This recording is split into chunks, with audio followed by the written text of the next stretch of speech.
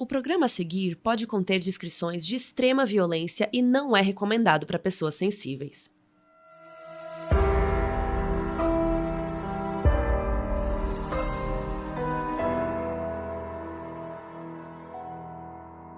Oi Brasil, aqui é a Carol Moreira. E aqui é a Mabê, e no episódio de hoje a gente vai falar sobre como o desaparecimento da dona de uma loja em Plainfield, nos Estados Unidos, levou à prisão de Ed Gein. O Ed era um rapaz super prestativo, fazia favores pra todo mundo e era super amigável. Só que, na verdade, dentro de casa, ele era bem diferente. E a polícia acabou descobrindo isso da pior maneira possível.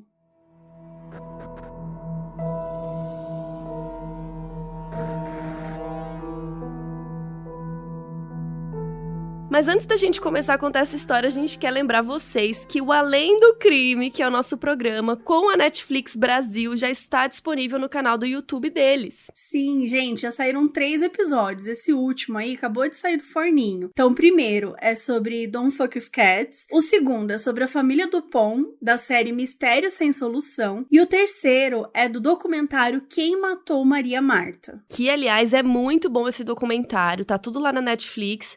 E lá no YouTube da Netflix você encontra o Além do Crime, que a gente comenta, cria teorias e muito mais. Curte lá, comenta, interage com a gente, que é super importante, gente, que a Netflix veja que vocês estão gostando. Compartilha. E compartilha. Ajuda nós, faz valer, faz render esse job aí.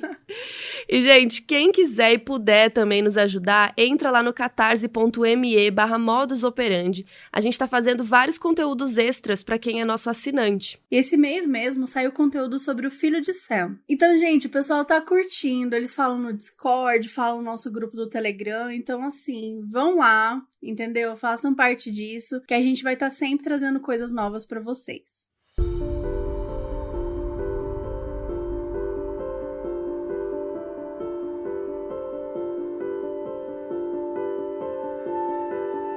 Plainfield é uma vila que fica no estado do Wisconsin, nos Estados Unidos, e que até 1957 não era muito conhecida por grandes histórias. Era um lugar assim super no interior, distante de tudo, e tinha um índice de pobreza relativamente alto. Um solo onde poucas coisas conseguiam crescer, mas apesar disso o povo de lá se orgulhava muito da cidadezinha deles. Isso porque era um lugar onde todo mundo era muito próximo, muito amigo, até por ser uma cidade pequena e por ser um lugar onde os bons costumes eram lei, ou seja, todo mundo era muito certinho, né, como um americano do bem deveria ser. Quase todo mundo que morava em Plainfield estava lá há muito tempo e ajudou a cidade a crescer. E muitas das lojas que tinham lá existiam desde sempre e quase já faziam parte da cultura da cidade, né? E esse era o caso da Wardens, uma loja de ferramentas que abriu em 1890. Sim, gente, essa história é antiga. E era uma das lojas mais antigas da cidade. No ano de 1957,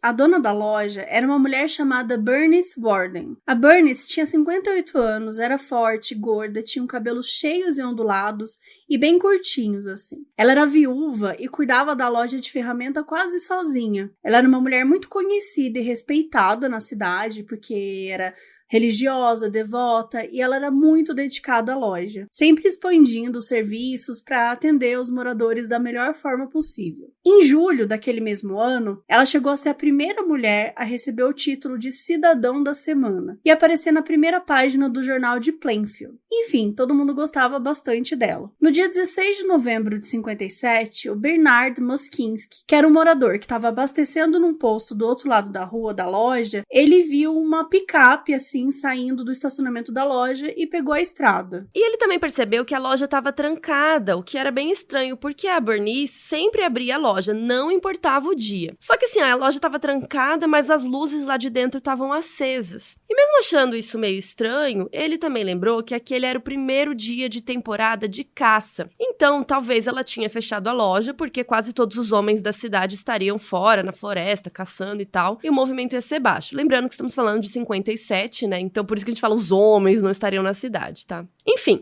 aí o Bernard falou, acho que ela não abriu a loja, de boa. Aí, mais tarde naquele dia, o Frank Warden, o filho da Bernice, se encontrou com o Bernard, esse cara que achou estranho, né? E aí ele resolveu perguntar se a mãe dele tinha ido caçar. ou alguma coisa assim, né? Por que a loja estava fechada? O Frank achou aquela pergunta estranha, porque até onde ele sabia, a mãe dele falou que ia deixar a loja aberta o dia inteiro. Então ele falou, bom, vou lá na loja ver o que está rolando. Então ele correu em casa, pegou a chave dele e voltou para a loja. Assim que ele entrou, ele percebeu já de cara que tinha uma coisa estranha. E quanto mais dentro da loja ele entrava, né, mais esquisito ficava. Primeiro que o caixa da loja tinha sumido do balcão e que tinha algumas manchas meio marrons espalhadas por todo o chão, que ele reconheceu como manchas de sangue. E tinha muito sangue acumulado num único lugar, como se fosse uma poça. Só que também tinha uma trilha de sangue que dava direto na porta dos fundos. E como a Bernice não estava lá, quem quer que tivesse machucado ela também tinha levado ela embora. Então Frank pegou o telefone e ele ligou bem rápido para o xerife Art Shelley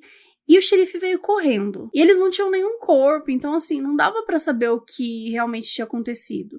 Só que eles tinham uma pista, um recibo de anticongelante, que é um composto usado para evitar o congelamento do líquido do motor do carro, que foi vendido por um cara chamado Ed Gein.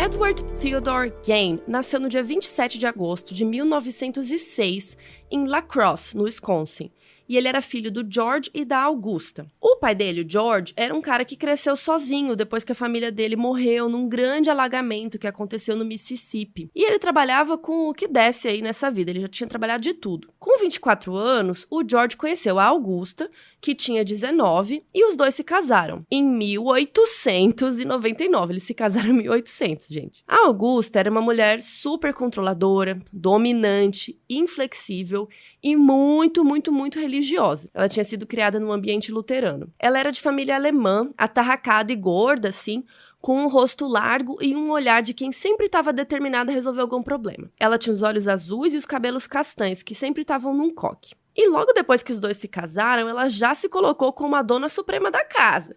E conforme o tempo foi passando, ela foi ficando cada vez mais rígida e intolerante. O casamento era horrível, porque de um lado a Augusta xingava o George aos quatro ventos, né? Gritava com ele o tempo todo e chamava ele de preguiçoso, de inútil e tudo mais. E no outro tinha o George, que ele era de fato preguiçoso, e ele não conseguia se firmar num trabalho de jeito nenhum. Ele ficava pulando por vários empregos, assim. Ele era alcoolista. Então, direto, ele chegava em casa bêbado e acabava descontando na Augusta. Então, ela xingava ele e ele batia nela e xingava ela de volta. E enquanto isso tudo acontecia, ela se ajoelhava no chão, muitas dessas vezes, e pedia para que Deus matasse o seu marido. Bom, era realmente um casamento horrível. E por muito tempo, a Augusta ficou pensando que talvez fosse bom ter uma criança para fazer companhia para ela, porque daí ela poderia se sentir menos sozinha nessa luta com o marido que ela tinha. Só que assim, ela tinha aversão ao sexo, mesmo no casamento. Para ela, o sexo tinha que acontecer só para fins de procriar. Então, mesmo relutante, sem curtir muito, que é normal, né? Quem gostaria de transar com esse homem? Ela acabou engravidando do marido. E aí nasceu o primeiro filho dos dois, o Henry George Gein, que nasceu em janeiro de 1902. Mas não foi suficiente para Augusta, porque por algum motivo ela não se sentia muito ligada a ele. Ela não conseguia amar a criança. E aí ela achou que era porque ele era menino. Então ela resolveu tentar de novo e ter mais um bebê para ver se ela tinha uma menina. E aí, em agosto de 1906, o Ed nasceu. No começo ela ficou super chateada e se sentiu traída pelo próprio corpo por ter outro filho menino. Mas no final das contas, ela decidiu que o Ed seria diferente dos outros homens. Ele seria melhor e ela ia se certificar disso. E aí, em 1909, o marido dela, o George, abriu um mercadinho em La Crosse. E aí a Augusta trabalhava com ele. Mas por ele ser bem inconsistente, ele bebia e tal, era ela que fazia tudo. Ela cuidava do caixa, das contas, atendia os clientes.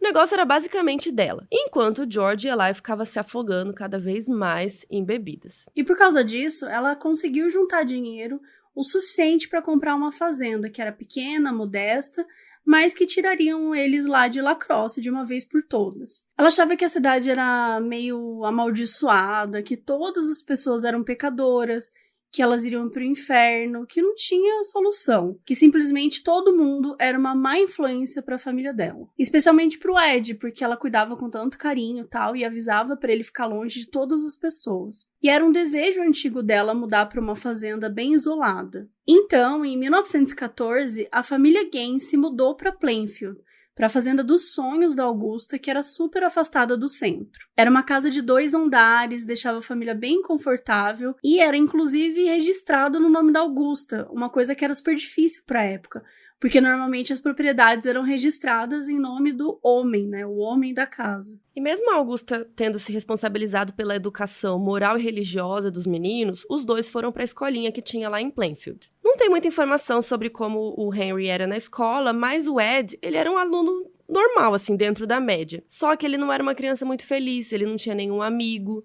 ele se sentia super sozinho, excluído. E ele até tentava se esforçar pra enturmar, assim, tentava ficar imitando o que as outras crianças estavam fazendo e tal. Só que quando ele conseguia fazer uma amizade, assim, ele ia pra casa e comentava com a mãe dele, e aí a Augusta brigava com ele. Porque, segundo ela, todas as pessoas eram perigosas, todos eram pecadores. Então, no dia seguinte, ele voltava pra escolinha, mas ele não tentava mais conversar com o amiguinho, né? Porque ele ficava com medo das coisas que a mãe dele falou. E aí acabou que ele foi ficando sem amizades. E o Ed, ele era uma criança muito gentil, ele tinha uma postura super certinha, uma voz macia, e algumas características que poderiam ser consideradas femininas naquela época. Então isso acabava também afastando as outras crianças dele, especialmente os meninos. E todo esse afastamento fez com que cada vez mais o Ed se retraísse. E ele estava vivendo no mundinho só dele e desenvolvia os próprios hábitos, que eram muito esquisitos. Tipo, ele ria sozinho, assim, do nada. Ele ria muito alto e às vezes em horas inapropriadas, assim, se alguém estivesse contando uma história triste. E o Ed cresceu assim, bem sozinho, e tendo como melhor amiga sua mãe, que ele idolatrava. E o tempo foi passando e tanto o Ed quanto o Henry foram crescendo e se relacionando com as pessoas na cidade. E eles não eram, assim, bem vistos, mas também não eram odiados. Eles eram esquisitos. Muito por conta do fato de que eles viviam isolados lá na fazenda deles e tal, e que trabalhavam na roça. O Henry era considerado mais desenvolvido que o Ed, assim, entre aspas. No sentido dele ser mais independente, ele era menos apegado à mãe.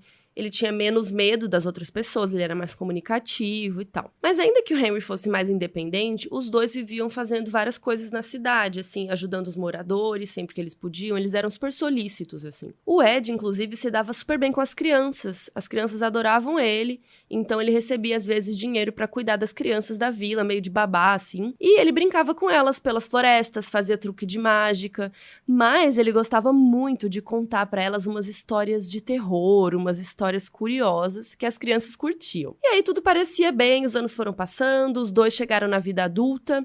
E aí, quando o Ed fez 34 anos, a família dele começou a se desestruturar em um pequeno espaço de tempo. Começou com o pai, o George, que em abril de 1940 ele já era um homem inválido, abatido, já estava super debilitado fisicamente e psicologicamente por todos os anos de trabalho e bebidas, né? E infelizmente ele acabou morrendo de insuficiência cardíaca. E aí o Ed e o Henry começaram a trabalhar cada vez mais e fazer mais trabalho juntos para trazer dinheiro para casa. E foi numa dessas vezes que o Henry disse que achava estranha a proximidade que o Ed tinha com a mãe, que aquilo era muito perigoso. E o Ed ficou super decepcionado, porque ele admirava muito o irmão dele e ele tava falando mal da mãe deles, assim. Então, era como ele idolatrava, foi um golpe muito forte na confiança que ele tinha no Henry. Então, isso abalou a relação dos dois, assim, de vez. E daí, em maio de 44, o Ed e o Henry estavam tentando queimar uma parte da grama seca perto da casa deles, assim. Era uma coisa pequena.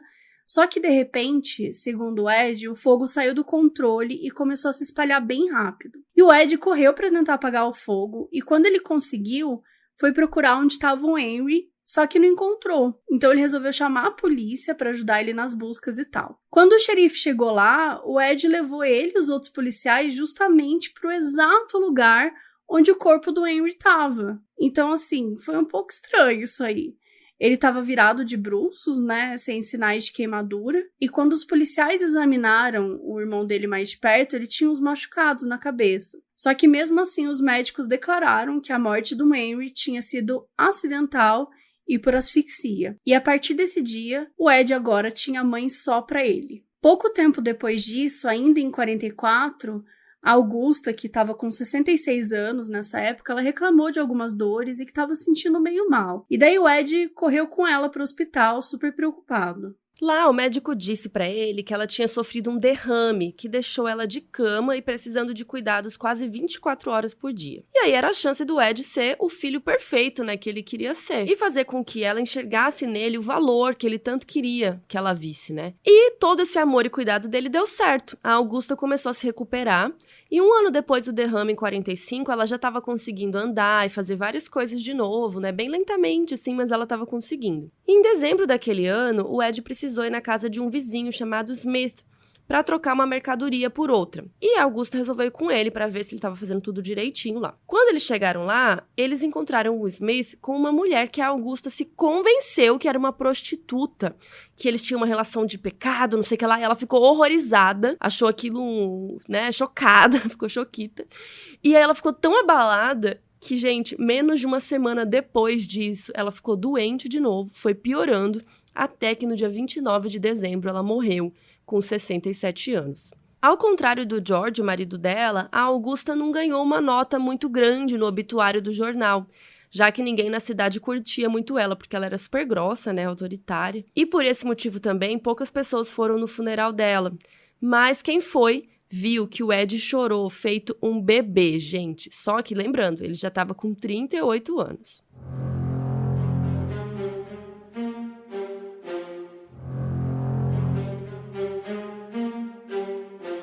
E pelo que o Ed mostrava para as outras pessoas de Plainfield, especialmente aqueles com que ele tinha um relacionamento assim mais próximo, não parecia que ele tinha se abalado muito pela morte da mãe. Assim, não mais do que o esperado de alguém que perdeu a mãe, né, no caso. E então ele continuou sendo uma pessoa bem recebida na cidade, então quando ele ia fazer compras, fazer trocas, enfim, ele tratava as pessoas com educação, com gentileza, e era recebido da mesma forma. O Ed continuava muito próximo das crianças e ele seguia lendo as histórias macabras para elas. Só que ele também lia muito enquanto estava sozinho e os seus interesses eram, digamos, peculiares. Se por um lado a casa dele tinha um monte de livro de histórias infantis, também tinha livros de anatomia humana, anatomia animal, assassinatos, histórias muito violentas de campos nazistas, e histórias de aventuras que passavam em terras onde tinha canibalismo.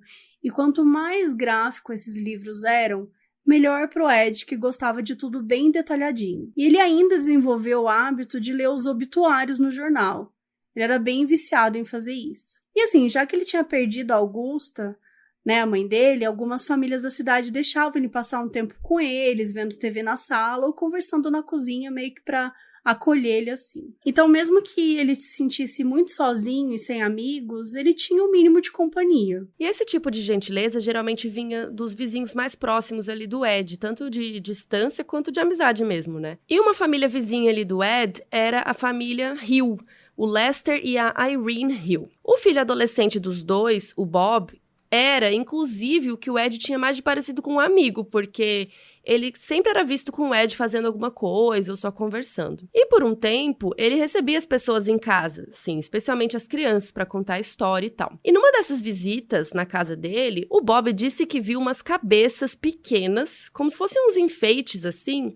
E quando ele perguntou o que era aquilo, o Ed respondeu que eram souvenirs das Filipinas, que um primo dele tinha ido pra lá lutar na guerra, e uma história assim. Mas acabou que, como outras crianças estavam lá o tempo todo, uma delas acabou vendo demais e disse ter visto uma cabeça de tamanho real, que não parecia encolhida, não parecia antiga e não parecia um souvenir das Filipinas também. Quando essa criança comentou com o seu irmão, ele disse que provavelmente era uma fantasia de Halloween e tal, e não falaram mais nisso. Coincidentemente, essa foi mais ou menos a mesma época que o Ed parou de deixar as pessoas entrarem na casa dele. Então, quando alguém ia lá visitá-lo, ele e a visita ficavam conversando lá de fora da casa. E ninguém achou isso muito estranho. Mas, enfim, se ninguém quiser deixar você entrar na casa das pessoas, fiquem espertos. Ou se falar sobre souvenir da Filipina também. Porque se alguém falar que isso aqui é um souvenir da Filipinas, cuidado. Mas é isso, gente. A sorte do Ed é que ninguém estava prestando muita atenção nele. Desde a morte da mãe dele, o Ed tinha todo aquele casarão só pra ele. E a aparência da casa passou a ser um pouco parecida com o estilo próprio dele. Ele era um homem branco, o cabelo castanho era ralo, assim, nas laterais, e bem cheio em cima, uns olhos azuis, e usava roupas largadas e tal. Ele era super não se cuidava, assim, sabe? Então ele ficava cada vez mais relaxado conforme o tempo passava. E a frente da casa era cheia de erva daninha, e a pintura estava toda desbotada, não tinha o menor ânimo para cuidar dessa parte externa. Isso fez, inclusive, que as crianças de Plainfield começassem a chamar a casa de mal assombrada, e começaram a criar as próprias histórias sobre ela. E o Ed até considerou vender a casa e ir embora assim, o mais longe possível. Só que só de pensar no trabalho que ia se arrumar tudo para deixar a casa minimamente apresentável para venda, ele acabou desistindo da ideia e falou, eu vou ficar por aqui mesmo. Então ele resolveu viver só com o que ele precisava mesmo. Para começar, ele alugou uma parte da terra para um fazendeiro que morava relativamente perto e se ofereceu para ser contratado como uma espécie de faz-tudo, para quem precisasse.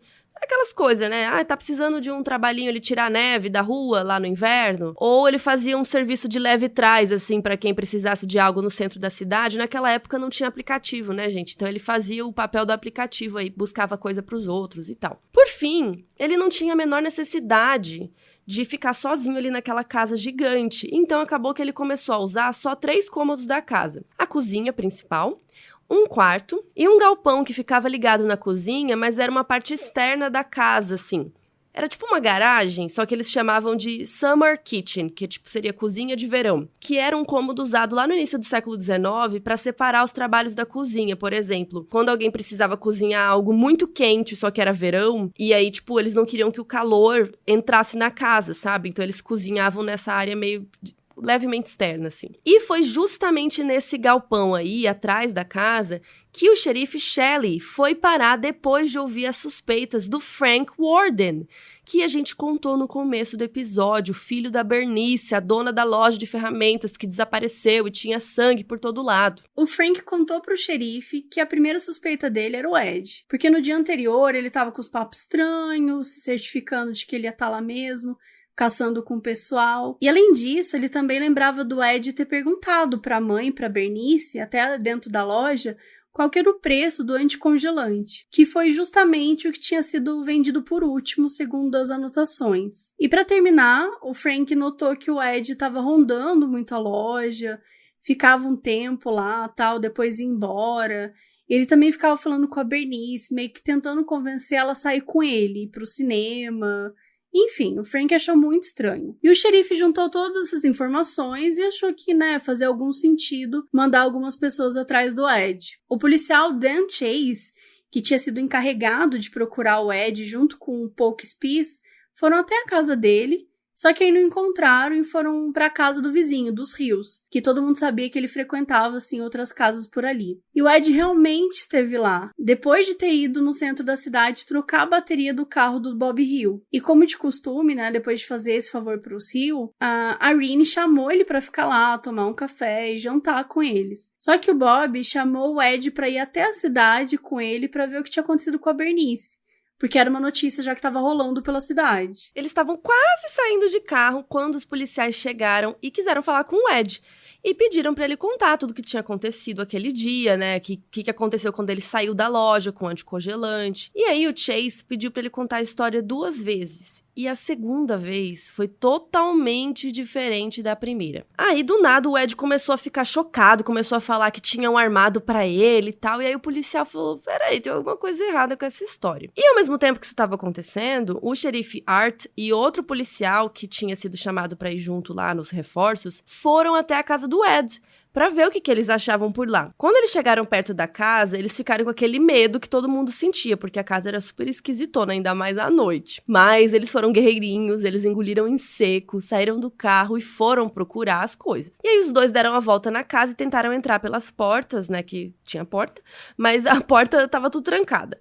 Então eles chegaram no galpãozinho lá no Summer Kitchen, que também tava trancado, mas esse eles conseguiram dar uma forçadinha com o pé, sabe? E deu pra entrar. Só que a casa do Ed não tinha eletricidade. Então, assim, eles tiveram que lutar né, com as lanternas, vocês que lutem com as lanternas, e tava super difícil de se movimentar e tal, porque tava muito escuro e só tinha lixo lá dentro. Então eles iam andando e se desviando, assim, como eles podiam dos lixos, assim, das coisas espalhadas no chão, até que encontraram uma porta que dava pra entrar na casa. Enquanto outro policial tentava abrir essa porta, o xerife esbarrou numa coisa atrás dele e virou pra ver o que ele tinha batido. E era uma coisa muito estranha. Conforme ele foi apontando a luz da lanterna, ele viu que era alguma coisa que estava pendurada de cabeça para baixo pelos pés e com a parte de frente totalmente aberta, como se o tronco tivesse totalmente oco. E a cabeça da carcaça tinha sido retirada. O xerife primeiro pensou que era um veado, que o Ed tinha caçado e tal e levado para casa. Mas não era.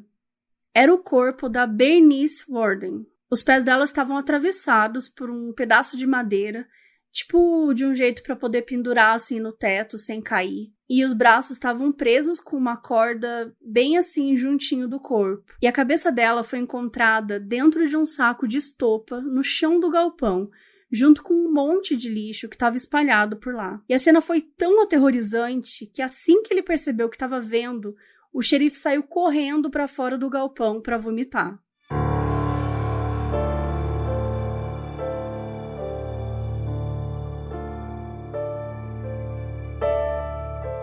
E, gente, se você já achou isso pesado, daqui pra frente só vai piorar. Então, fica de novo aquele aviso, se você estiver comendo, se não estiver num dia bom. Agora vai baixar o nível realmente aqui das coisas do Ed, viu? Então, vamos lá. Os detetives estavam lá, descobriram o corpo da Bernice. E agora eles tinham que ver o que mais raios tinha naquela casa. Então, depois que o xerife se acalmou e tal, ele e o policial que estava acompanhando se empenharam ainda mais pra achar um jeito de entrar. E aí ficou fácil, porque os reforços tinham começado a chegar, então tinha mais gente para ajudar. E aí eles usaram aquela portinha mesmo por dentro do galpão onde estava o corpo da Bernice para entrar na parte principal da casa. Eles foram usando as lanternas, lamparinas e tal para ir iluminando, e cada canto que eles olhavam só piorava. A cozinha tava uma completa desordem, gente, cheia de lixo espalhado pelo chão, igual o galpão, assim, lixo orgânico, resto de comida, tinha caixa de papelão, lata, garrafa, ferramenta, jornal, gente, tinha de tudo. Se você já assistiu aqueles programas americanos que chama Hoarders,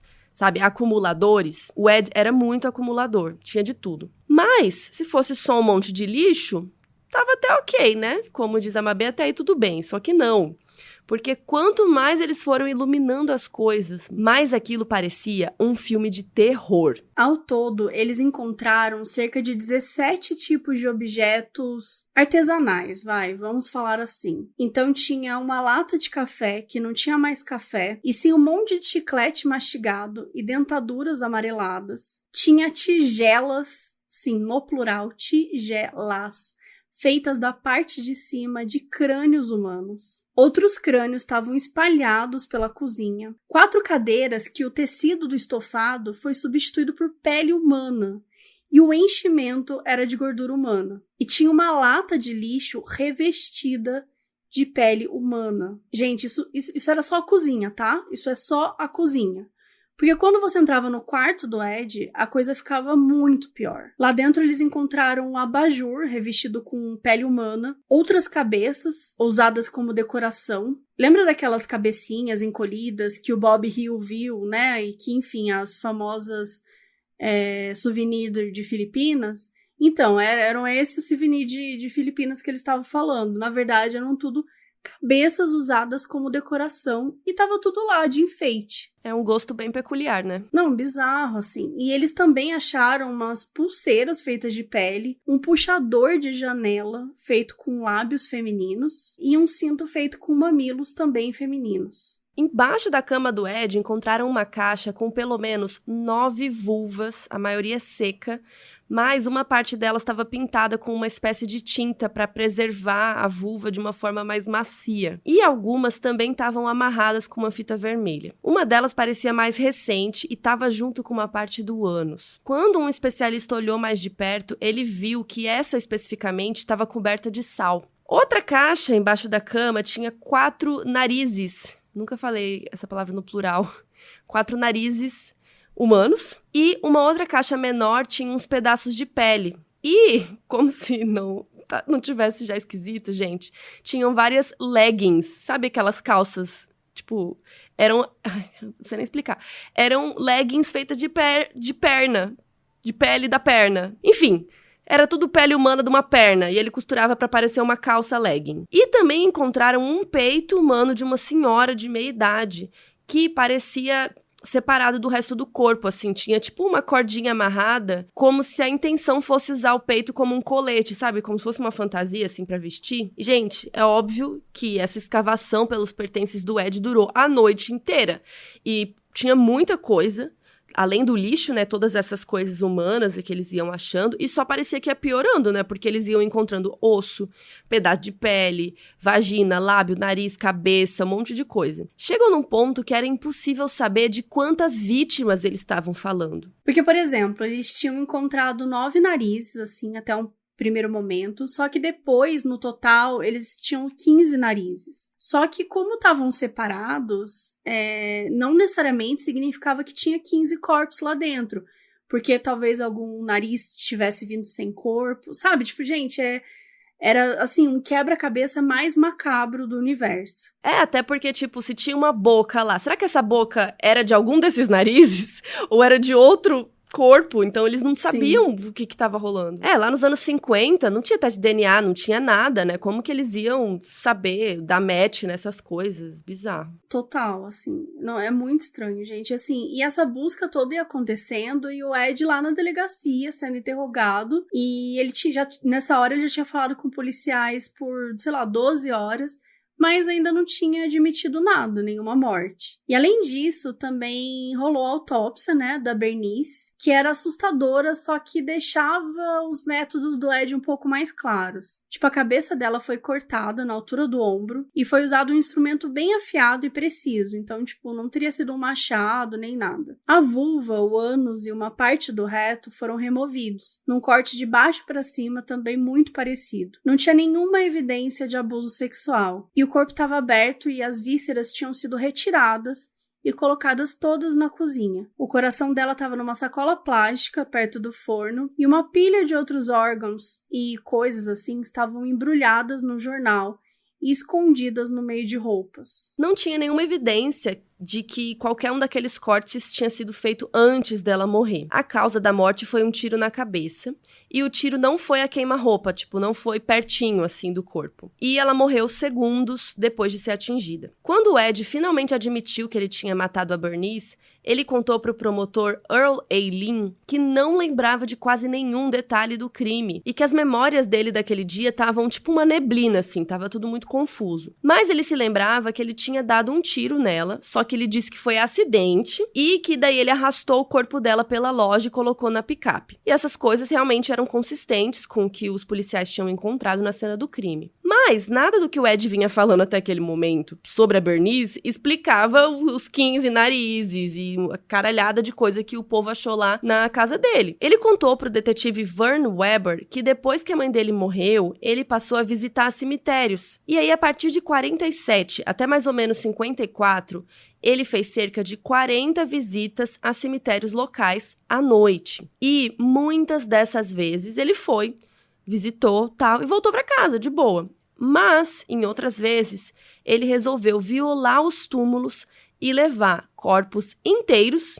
ou parte dos corpos para casa, para fazer uns experimentos. E ele tinha um cuidado de fechar bem direitinho a cova, para que não parecesse que ela tinha sido violada. E realmente não parecia, tanto que isso rolou por muitos anos e ninguém nunca soube. Então, no começo, ele pegava qualquer corpo, assim, de mulher que encontrava, só que depois ele começou a perceber que algumas das peles, por estar muito tempo lá, estavam meio endurecidas. E ele foi cada vez mais sentindo que ele precisava das peles que fossem macias. Então, lembra que ele gostava de ler obituários?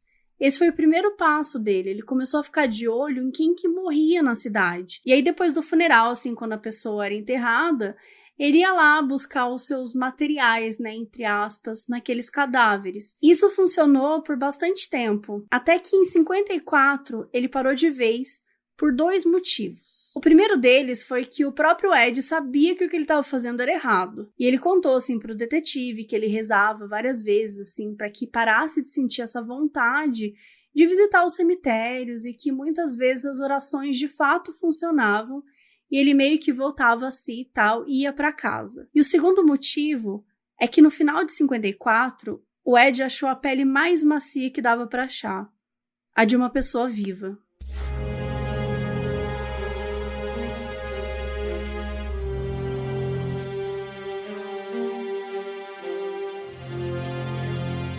Então, depois que os policiais encontraram todos os corpos, falaram com o Ed e tudo mais, vários casos que não estavam solucionados passaram a ser jogados como culpa do Ed, né? Ele ficou sendo suspeito de muito assassinato, de muita coisa. Mas um caso em especial estava ligado, e muito, ao Ed Gein: o desaparecimento da Mary Hogan. A Mary era uma mulher grande, gorda, de ascendência alemã e dona de uma taverna em Plainfield, que ficava perto da casa do Ed, o que acabou fazendo com que ele virasse um cliente fiel, digamos. Pouco se sabia sobre a Mary, além de que ela tinha se divorciado 2 vezes e que ela tinha conexões com a máfia. No dia 8 de dezembro de 54, as pessoas notaram que ela não tinha aberto a taverna, e isso era estranho. Então, um dos clientes mais regulares que chegou lá para tomar uns bons drinks, encontrou a porta fechada e resolveu entrar mesmo assim para investigar. Quando ele entrou, ele não encontrou nada além de um cartucho usado de bala calibre 32 e uma poça de sangue muito grande no chão. Uma cena muito parecida com o que ia acontecer com a Bernice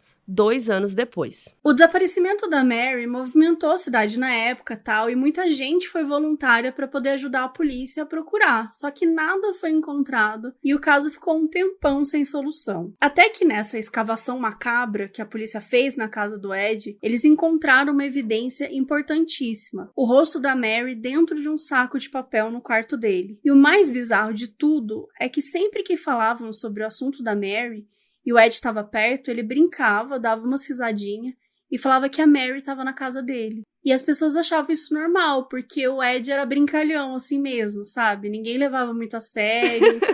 Ele era muito engraçado, ele, né? Ai, que brincalhão. Só que ele não bosta. E sempre ficava por isso mesmo. E ele lá, fazendo experimentos com a pele e tal, com o corpo da Mary, por quase 2 anos, até encontrar a Bernice, que viria a ser a próxima vítima. Quando ele foi confrontado com as informações sobre a Mary, ele acabou confessando que ele tinha matado ela também. Mas se a morte da Bernice era uma neblina, então da Mary era impossível dele lembrar. A única coisa que ele falou que lembrava é que ele tinha usado um rifle com uma bala calibre 32. O interrogatório principal do Ed, tirando aqueles iniciais lá que ele não admitiu nada, foi na terça-feira seguinte ao crime, no dia 20 de novembro. A primeira parte do interrogatório durou cerca de 9 horas, gente, muito tempo. E a segunda parte foi no dia seguinte de manhã. Muita gente estava presente nos interrogatórios e o consenso era o mesmo: o Ed era alguém que precisava de muita ajuda. Uma das principais pessoas que conduziram as perguntas nesses dias foram o especialista em polígrafo, olha só, o Joe Wilimowski. E as observações dele sobre o Ed eram consistentes com o que as pessoas que entraram em contato com ele acabavam achando. O Ed não mostrava nenhum sinal de arrependimento, remorso, mas, ao mesmo tempo, ele não parecia reconhecer que o que ele tinha feito era horrível, né, que era tão ruim assim. Ele não tinha nenhuma noção do tamanho dos crimes. Ele era tão amigável e disposto a cooperar com tudo que as pessoas tinham que ter muito cuidado para não colocar a palavra na boca dele. Porque depois que ele admitiu a morte da Mary e da Bernice e, né, a violação das covas, tal, ele foi se soltando. Então, inclusive, isso é uma coisa, assim, muito comum, né? Que a gente que vai estudando essas coisas do FBI e de policiais, eles têm que tomar muito cuidado para não colocar coisa na boca do criminoso, porque às vezes eles querem resolver todos os crimes, né, e fica ali falando coisas e o cara fui eu. Então, tipo, quem viu Making a Murder ou Confession Tapes, né, a gente vê como que a polícia às vezes aproveita da pessoa e fica ali falando umas coisas pra ela poder confessar, né? Confessar coisa que não é dela, né? Sim. Então, era como se o Ed Gein fosse super inteligente só na hora de cortar os corpos, né? De fazer as coisas lá dele. O resto, ele era muito inocente, ele era muito bobo, assim, ingênuo e tal. E durante o interrogatório, ele também admitiu que usava aquelas leggings de pele o colete que tinha seios, assim. Ele até usava os rostos como máscaras e os cabelos das mulheres como peruca. E ele também costumava cobrir o próprio pênis com as vaginas. E existem muitos debates sobre isso, mas em algumas obras a gente vê que desde pequeno o Ed sentia que ele queria ter nascido uma menina e não um menino. Provavelmente ele era uma pessoa transexual, então a gente não tem como saber porque ele nunca afirmou isso. Eu acho que naquela época nem se debatia, né, sobre isso. Então não tem como muito a gente saber. Não tinha muita essa discussão, né, nos anos 50. Acho que era uma coisa muito... Ainda, imagina, ia ser visto de uma forma muito como se fosse uma aberração e não com a naturalidade que deveria ser vista hoje. E não dá pra gente saber se realmente, de fato, ele não se sentia confortável, né? Se era algo legítimo dele, se era algo que ele sentia de fato. Porque a gente comentou aqui que a mãe dele queria que ele fosse menina. Que a mãe dele era rigorosa, que a mãe... né? E ele era uma pessoa que ele idolatrava a mãe. Então, eu não sei se durante essa criação a mãe dele não, sabe, demonstrou nesses tantos momentos que ele tinha que ser uma menina ou que ela queria que ele fosse uma menina e, de repente, isso acabou também confundindo, bagunçando, sei lá, a cabeça dele de alguma maneira. Porque claramente ele tinha algum problema mental, né? Porque a gente vê que muitas pessoas trans estão aí vivendo de boa, ninguém vira assassino ou ninguém vira, enfim, vai no cemitério catar corpos, né? Então, realmente, ele tinha alguma doença mental, Sim, que a gente já vai falar mais pra frente. que não tem nada a ver com isso. Mas eu acho que o que a Mabê tá tentando levantar é que sim, ele pode ser trans, ou simplesmente a mãe dele enfiou coisa na cabeça dele e junto com a doença mental dele, ele ficou achando que ele queria ser uma mulher, né? Não necessariamente ele era trans. E não tem como a gente saber porque ele não está mais aqui pra gente conversar, né? Então, esse desejo dele ser uma menina, seja por qual motivo, fez com que, depois que a mãe dele morreu, ele fosse desenvolvendo um interesse em livro de anatomia, especialmente feminina. E aí ele começou a pensar se podia mudar de gênero e fazer isso e tal, mas ele nunca chegou a operar de fato. Então, uma parte que significava realizar esse desejo dele seria fazer esses trajes de pele, né, e vestir e agir como se estivesse sendo uma mulher. E depois de se vestir, às vezes ele ficava em casa, às vezes ele ia dançar bem tarde da noite, assim, no quintal. E como a casa era super distante e sem, assim, vizinhos próximos, ninguém nunca viu isso. Depois que o interrogatório terminou, ele voltou para Plainfield e as fotos que saíram dele nesse dia mostravam um homem quase que aliviado, que foi o que muita gente achou. Que ele estava se sentindo melhor e tal, por ter tirado tudo aquilo de dentro dele e parado de carregar esse segredo macabro sozinho. Não que isso, claro, deixe as coisas melhores, mas pode explicar um pouquinho porque ele estava parecendo mais tranquilo. E outra evidência foi a conversa que ele teve com seu advogado, William Belter, no mesmo dia que ele voltou para a cidade. Ele garantiu pro Belter que ele tinha sido tratado super bem e que o Joe Wilimovsky não tinha coagido ele a admitir nada que ele não tivesse feito tal e que tinha ajudado ele a limpar a mente. E nessa conversa, o advogado também falou pro Ed que o plano dele era alegar a inocência por razão da insanidade. E o Ed concordou, né? Assim como ele concordava com tudo. Enquanto isso, o detetive Charles Wilson disse para a imprensa que o Ed Gein era responsável só pelas mortes da Mary e da Bernice, e ele podia ser eliminado como suspeito de outros crimes que estavam sendo ligados a ele. Embora muita gente na cidade e uma parte da imprensa já soubesse o grosso dessa história, né? Ou seja, o Ed tinha sido responsável pelo assassinato da Bernice, a polícia não sabia muito bem como continuar essa conversa e o que dizer para os repórteres. Por quê? Ao mesmo tempo que eles não queriam vazar nenhuma informação por causa da investigação, eles também não queriam dividir com o público uma coisa tão mórbida, né? Mas depois que a imprensa ficou sabendo do que rolava dentro da casa do Ed, por meio de um dos policiais responsáveis pelo caso da Mary, a coisa ficou incontrolável. Um dos policiais disse para um repórter que a evidência contra o Ed era uma cabeça e um rosto que eram dela com toda certeza, além de outros troféus feitos com pele e carne humana. Cara, quando a gente olha, sei lá, pro caso Eloá, por exemplo, que a gente falou recentemente, lembra da quantidade de suposição que as pessoas fizeram sobre os envolvidos, ou até, sei lá, sobre canibais de Garanhuns? Quando a gente olha para esses casos, a quantidade de suposição, imagina você chegar e falar para um repórter isso, tipo, que tinha uma cabeça, que tinha um rosto, que tinham troféus feitos com pele e carne humana. Tipo, imagina como que as pessoas não vão criar um puta sensacionalismo E a quantidade de jornais que devem ter ido correndo buscar essa informação, ficar nessa história e criar todo aquele Lollapalooza que a gente já conhece e já reclama há tempos, assim. Isso foi levando a mídia a fazer várias suposições com essas informações. E assim, né, eles foram vendo chegando várias caixas de papelão.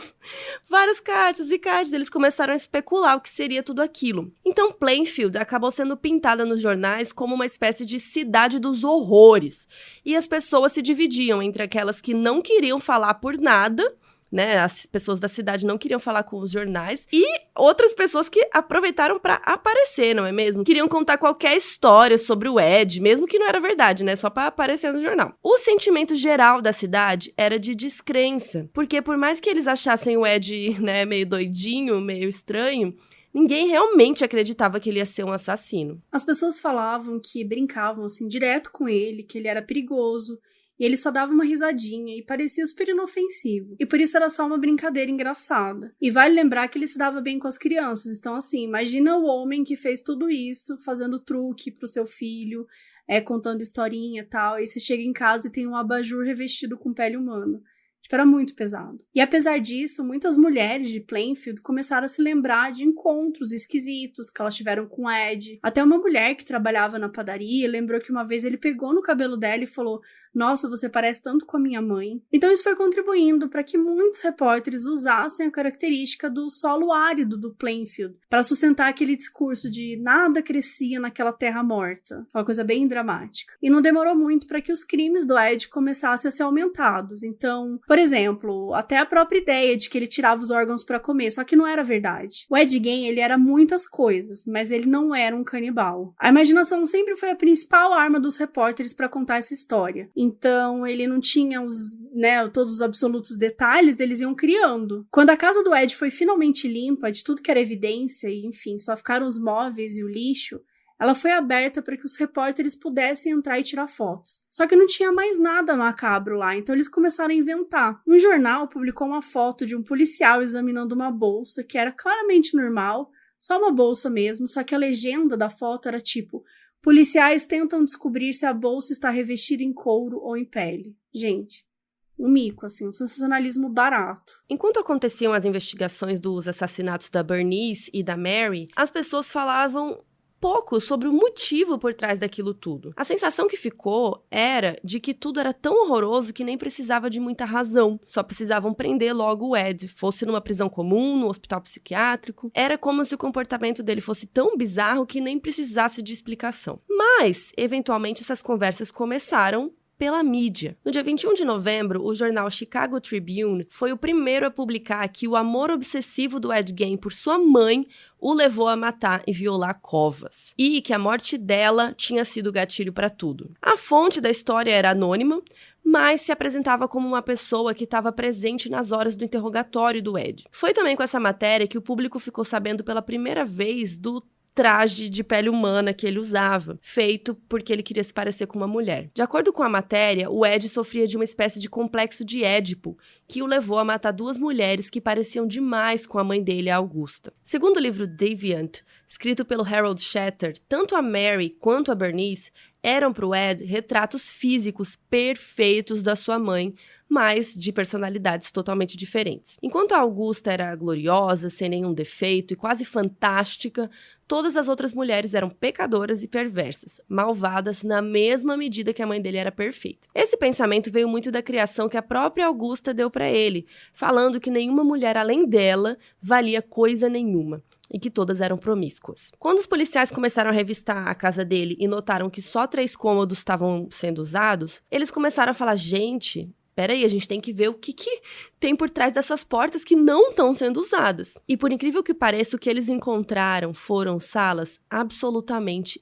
imaculadas, organizadas. Estavam empoeiradas, porque, na verdade, ninguém entrava nelas desde que a mãe do Ed morreu. E falando nela, Uma das portas que estavam fechadas eram do quarto dela, que estava preservado como se fosse um altar. Os repórteres também falaram com psiquiatras que faziam análises à distância, digamos, do Ed e chamavam ele de coisas tipo o caso mais raro de psicose na história da psiquiatria moderna. Para esses psiquiatras, era natural que o Ed tinha se comportado desse jeito com mulheres que se pareciam com a mãe dele. Em alguns jornais e para alguns especialistas, a discussão evoluía para necrofilia e distúrbios sexuais. Mas a gente sabe que não tem nenhuma evidência de que o Ed realmente tenha feito sexo com qualquer uma dessas mulheres ou com corpos, nem com a Mary, nem com a Bernice. E apesar dessa história ter um peso muito grande, o processo, o julgamento em si foi simples. No dia 21 de novembro, o Ed ficou à frente de um juiz para ouvir formalmente a sua acusação de homicídio em primeiro grau de Bernice Worden. Tudo foi muito rápido, foi só o tempo de ouvir assim que ele estava sendo acusado e o advogado declarou inocência por razão de insanidade. O promotor Killing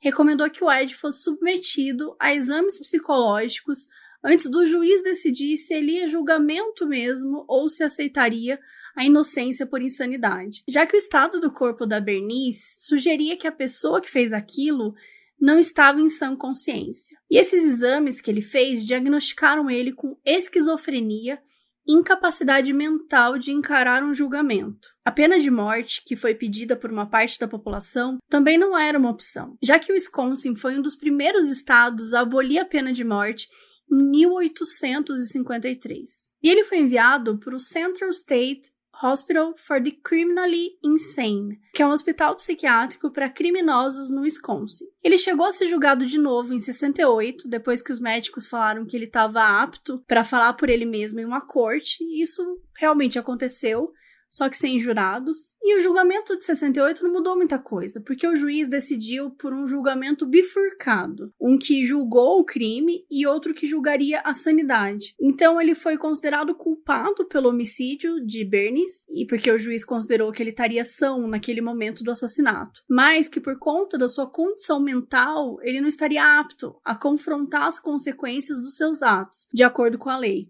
Então o Ed, no mesmo dia, foi condenado e absolvido e mandado de volta para o hospital onde ele estava, para que ele pudesse ficar lá até ser considerado são de novo. 6 anos depois, em 74, ele chegou a apelar que estava são e queria sair do hospital. E daí, em julho daquele ano, ele marcou uma audiência para comprovar e tudo mais. Só que os médicos depuseram que ele ainda era muito mentalmente instável. Então ele não conseguiu sair e ele foi transferido para o Instituto de Saúde Mental de Winnebago, no Wisconsin, que era só um pouco menos restrito que o hospital que ele estava.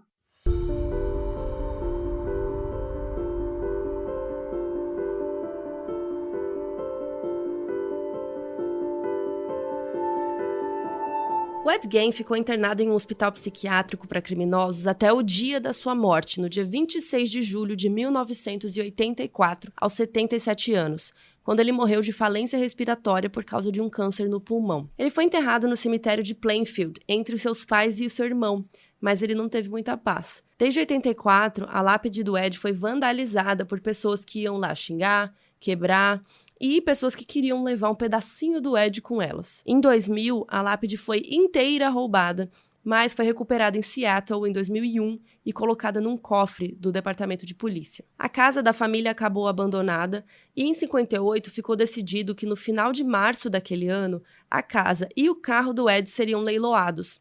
O carro foi comprado por um cara chamado Bunny Gibbons, dono de um circo, e levado para uma tour dos horrores pelos Estados Unidos. A casa pegou fogo no dia 27 de março daquele ano. A ideia de um incêndio criminoso foi até cogitada, mas a polícia não estava muito ansiosa para resolver o caso e ficou por isso mesmo. Quando falaram pro Ed, ele só deu de ombros assim, né, mexeu os ombros e falou, melhor assim. Mas a real é que a história do Ed Gein, ela não morreu ali com ele, porque a história dele é muito conhecida e é contada por muitas pessoas e lembrada por sempre ser tão absurda e fantasiosa. E também porque você ouviu esse episódio inteiro pensando, nossa, talvez eu tenha ouvido essa história em algum lugar, alguma coisa assim, já ouvi, alguma série, algum filme, e é porque provavelmente você já ouviu mesmo. Porque o Ed, ele é inspiração para um dos maiores e icônicos personagens da cultura pop. A história de um assassino obcecado com a mãe e com pele humana está presente em várias histórias. A de Norman Bates, por exemplo, do livro Psicose, do Robert Bloch, que foi publicado em 59. Isso foi só 2 anos depois dele ser preso, do Ed. E nos anos 60 ele já foi adaptado para um filme do Hitchcock. E o Robert, ele é de Wisconsin, só que ele não sabia da história do Ed na época. Só que quando o caso foi a público, ele estava quase terminando de escrever o livro.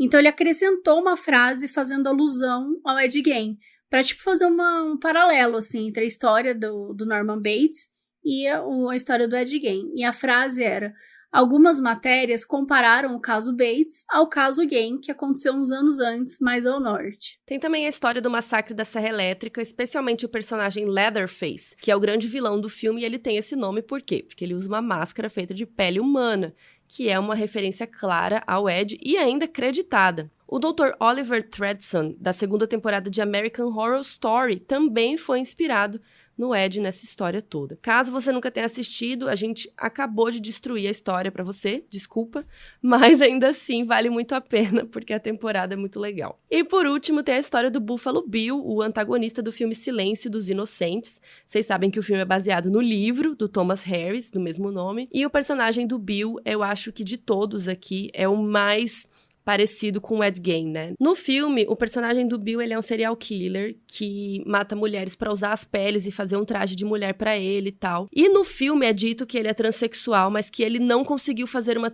cirurgia, então por isso ele não é transexual. Então tem uma polêmica sobre isso também, porque ele só é transexual se ele fizer a cirurgia, ao mesmo tempo que também tem uma polêmica sobre o filme que, às vezes ele era só crossdresser, ele só gostava de se vestir de mulher, né? Não fica claro.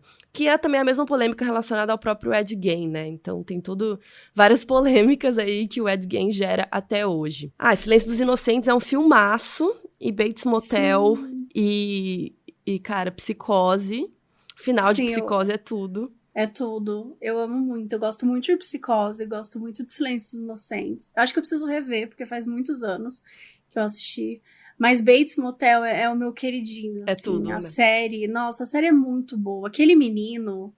a Vera Farmiga também é perfeita, né? Mas, assim, o garotinho, que eu sempre esqueço o nome, que faz o papel de Norman Bates, cara, ele é muito bom. E enquanto eu li, assim, né, enquanto a gente tava estudando sobre esse assunto, cara, não tem como você ler a história do Ed Gein e não pensar no Norman Bates. Porque são tantas coisas que você vai...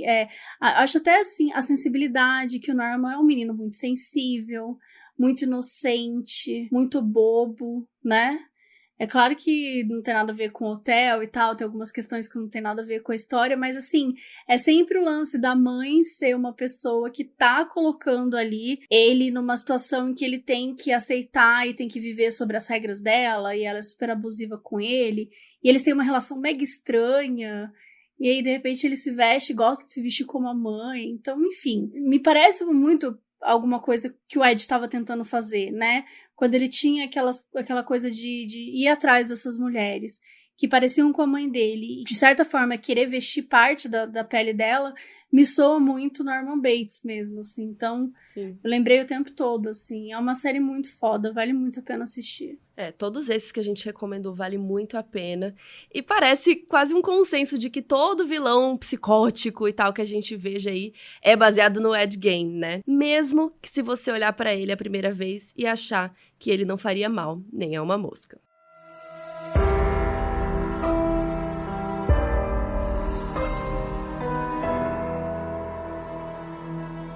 Esse episódio foi escrito por Dudu Saldanha e apresentado por Mabê Bonafé e Carol Moreira.